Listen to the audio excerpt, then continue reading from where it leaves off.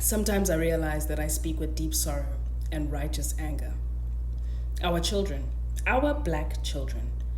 Well, 3 of our black children were unalived by a Boer who looked at their humanity and saw animals. This is not a tragedy. This is a reminder that the legacy of racism and dehumanization is still very much alive. These are the same people who will tell us they were taught how to be racist when the DNA within them speaks differently. We were not taught to suffer, it was done to us. And after generations of dehumanization, we no longer believe that it is learned and taught by your parents. We believe it's in the blood because what could even explain this kind of hatred?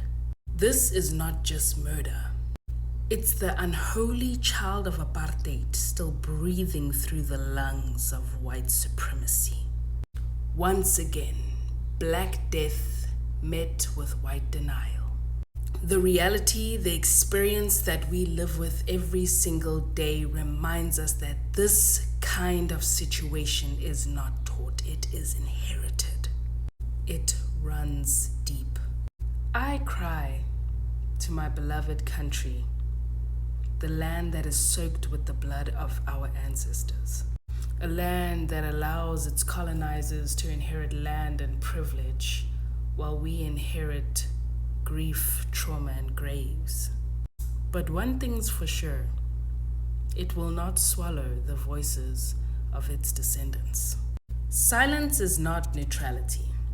Silence is betrayal. When white brutality spills the blood of our black children and you say nothing, you stand with our oppressors. I am done sugarcoating this shit. There is a deep, unspoken cruelty in how white South Africans of colonial default treat us as the black South African natives. This mentality is rooted in centuries of entitlement and unchecked power. When you comfort their children by stating that they are taught by their parents how to think and be the way that they are, whose comfort are you protecting and at what cost? Our children's lives who have to experience the hatred firsthand by their kids that you say are taught by their parents, instead of just acknowledging that this is an inherited hatred. If you're afraid to upset the descendants of your oppressors, of your colonizers, the descendants of your destructors and infiltrators, more than you are of burying black children, then you are part of the problem. White cruelty did not end with apartheid.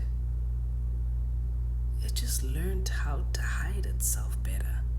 Stop saying not all white people when our kids are being buried.